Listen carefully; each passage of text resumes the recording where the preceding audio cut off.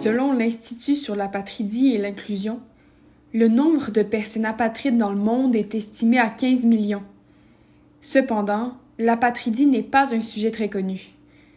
Dans cette vidéo, nous présentons les lacunes en matière de protection des apatrides au Canada et nous proposons quelques recommandations pour améliorer la situation. En droit international, une personne est apatride lorsqu'aucun État ne la considère comme son ressortissant par application de sa législation, selon l'article 1, paragraphe 1 de la Convention de 1954 relative au statut des apatrides. Les individus peuvent devenir apatrides lorsque les pratiques bureaucratiques d'un pays créent des conditions qui restreignent l'accès à la nationalité. Par exemple, les parents sont parfois incapables d'accéder aux procédures d'état civil, ce qui rend impossible l'enregistrement de la naissance de leur enfant. L'enregistrement de la naissance étant souvent une condition préalable à l'octroi de la nationalité, l'absence d'enregistrement de la naissance accroît le risque d'apatridie de l'enfant. Par ailleurs, on parle de dénationalisation lorsqu'un gouvernement révoque la citoyenneté d'un individu, généralement en raison d'une activité considérée comme préjudiciable à l'État, laissant les individus dénationalisés exposés au risque d'apatridie s'ils ne possèdent pas la nationalité d'un autre État. Des communautés entières peuvent également devenir apatrides. Par exemple, le redécoupage des frontières après un conflit ou une sécession peut conduire à la non-reconnaissance de la nationalité. On peut citer en exemple la dissolution de l'Union soviétique en 1991 et de la Yougoslavie en 1992, où des millions de personnes ont été dénationalisées. Certains groupes ethniques et minoritaires font également l'objet de discrimination de la part des États, comme au Myanmar, en République dominicaine, au Bhoutan, au Kenya et à Madagascar. La discrimination fondée sur le genre existe dans 25 pays où le droit de la nationalité est discriminatoire à l'égard des femmes qui se marient ou qui sont nées d'un étranger, ou simplement parce qu'elles sont femmes. Ces femmes ne peuvent souvent pas conférer leur nationalité à leurs enfants, ce qui signifie que leurs enfants, dont les pères sont disparus, décédés, ressortissants étrangers ou eux-mêmes apatrides, risquent de se retrouver dans une situation d'apatridie.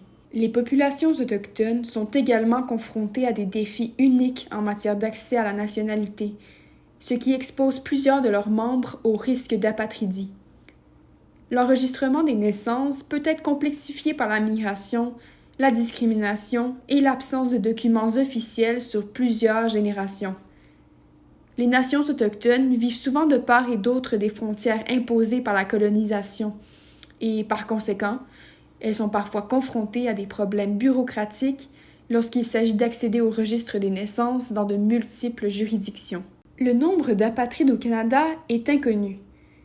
Outre ce manque problématique de données, le cadre législatif canadien présente également de graves lacunes en matière de protection.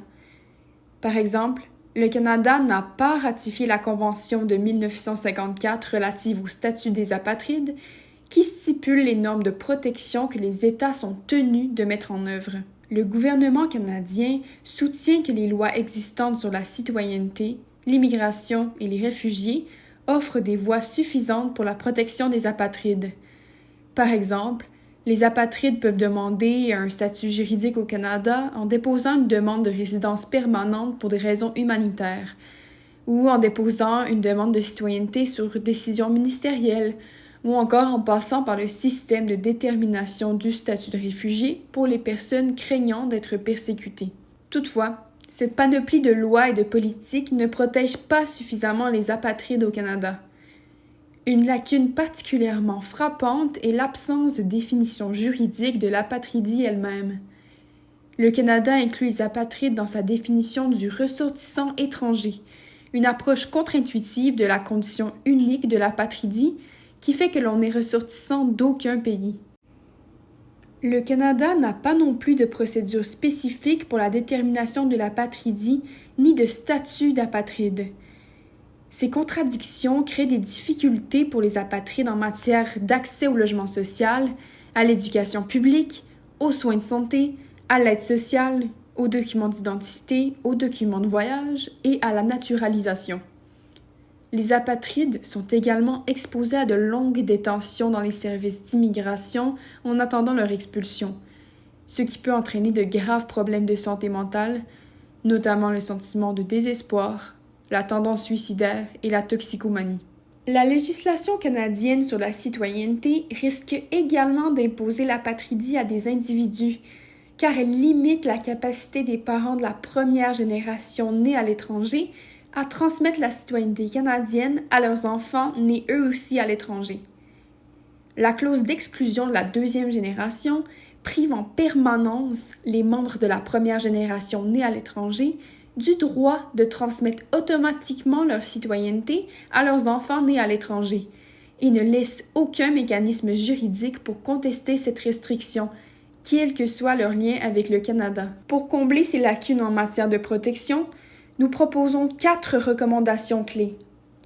Premièrement, le Canada devrait ratifier la Convention sur le statut des apatrides. Deuxièmement, le Canada devrait reconnaître l'apatridie comme statut juridique. Troisièmement, une procédure de détermination de l'apatridie, PDA, permettrait de structurer la réponse du Canada à l'apatridie et de réduire les chevauchements avec les procédures canadiennes de détermination du statut de réfugié. Enfin, nous avons besoin de plus de recherches et d'informations sur l'apatridie au Canada et dans le monde.